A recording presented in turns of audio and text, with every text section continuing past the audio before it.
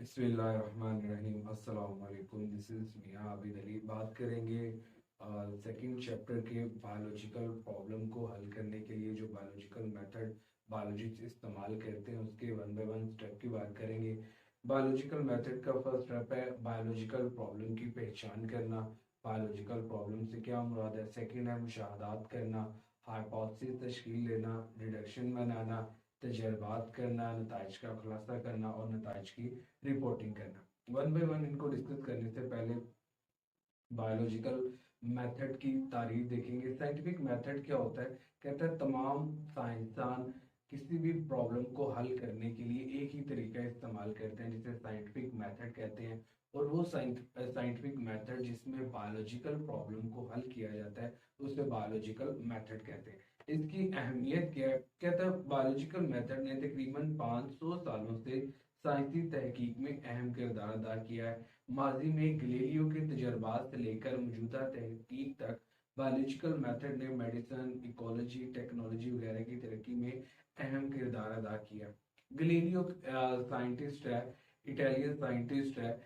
इसका एक्सपेरिमेंट क्या था। इसने इटली का जो मीनार है, पीसा का मीनार है, उससे दो डिफरेंट मैसेज के ऑब्जेक्ट्स फॉल करवाए थे। उनका वॉल्यूम सेम था मगर उनके मैसेज डिफरेंट थे।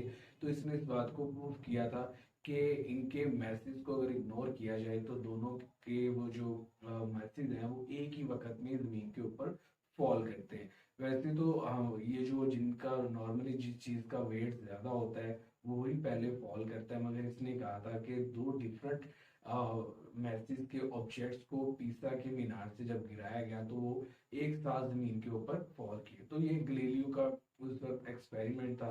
तो तब से लेके मौजूदा दौर तक बायोलॉजिकल मेथड ने तमाम फील्ड्स के अंदर अपना अहम किरदार अदा किया। बायोलॉजिकल मेथड के मराहल है। सबसे पहले बायोलॉजिकल प्रॉब्लम की पहचान करना, मुशाहदात करना, हाइपोथेसिस तशकील देना, डिडक्शन बनाना, तजर्बात करना, नताइज का खुलासा करना और फिर नताइज को शाया करना। बायोलॉजिकल प्रॉब्लम की पहचान के तहत बायोलॉजिकल प्रॉब्लम से मुतालिक जानदारों की जिंदगी से मुतालिक एक ऐसा सवाल है जो कोई शख्स या इदारा बायोलॉजिस्ट से पूछता है या बायोलॉजिस्ट के ज़हन में खुद ब खुद आता है। तो first step very important biological problem की पहचान करना कि जो सवाल है क्या वाकई ही इस काबिल है कि इसके ऊपर एक्सपेरिमेंट किया जाए, इसके ऊपर काम किया जाए, क्या वाकई ही ये जानदारों की जिंदगी के मुतालिक है या नहीं है। अगर तो बायोलॉजिकल प्रॉब्लम की पहचान हो जाती है कि वाकई ही ये एक मसला है जानदारों की जिंदगी से मुतालिक, तो उसको फिर बायोलॉजिकल प्रॉब्लम कंसीडर करके उसको सॉल्व किया जाता है। तो सेकंड स्टेप है हमारे पास मुशाहदात करना। तो मुशाहदात करने के लिए हम 5 हिस्सों का इस्तेमाल करते हैं।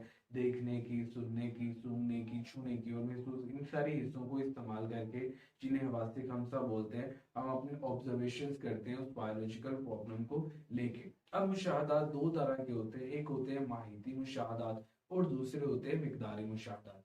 माहिती मुशाहदात को मिकदारी मुशाहदात से कम दुरुस्त माना जाता है, या आप कह लें मिकदारी मुशाहदात माहिती मुशाहदात से ज्यादा दुरुस्त माने जाते हैं। वेरी इंपॉर्टेंट शॉर्ट क्वेश्चन, क्यों माने जाते हैं मिकदारी मुशाहदात को माहिती मुशाहदात से ज्यादा दुरुस्त माना जाता है, क्यों? क्योंकि मिकदारी मुशाहदात मुतगय्यर नहीं होते, मापे जा सकते हैं और इनका अंदराज हिस्सों में किया जा सकता है। नेक्स्ट है हमारे पास हाइपोथेसिस तशकील देना, मफरूजा बनाना। कहता है मुशाहदात की तहकीक तलब वजाहत हाइपोथेसिस कहलाती है। वो मुशाहदात जिनकी तहकीक हमें करनी होती है उन्हें हम हाइपोथेसिस कहते हैं। कहता है बायोलॉजिस्ट अपने और दूसरों के मुशाहदात को अदादशुमार यानी डाटा की सूरत में तरतीब देता है और एक ऐसा बयान बनाता है जो जेरे इल्म बायोलॉजिकल प्रॉब्लम का जवाब यहाँ साबित हो सकता है।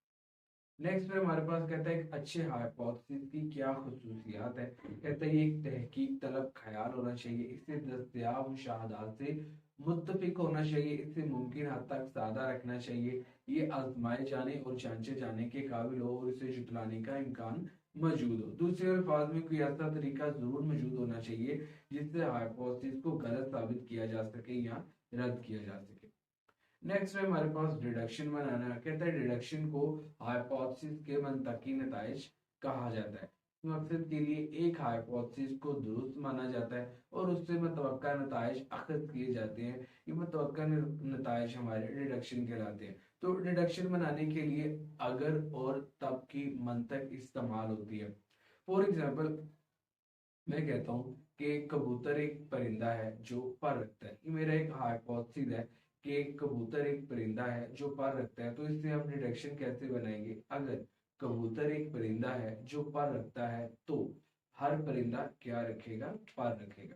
तो उसकी अदर वर्डिंग में अगर हम देखें कि मलेरिया की वजह प्लाज्मोडियम है, एक हमारा हाइपोथेसिस है कि मलेरिया की वजह प्लाज्मोडियम है, तो इससे हम डिडक्शन कैसे बनाएंगे? अगर मलेरिया की वजह प्लाज्मोडियम है तो मलेरिया में मुब्तला हर शख्स के खून के अंदर प्लाज्मोडियम होना चाहिए। तो अगर और तब की मंतक लगा के हम डिडक्शन बनाते हैं।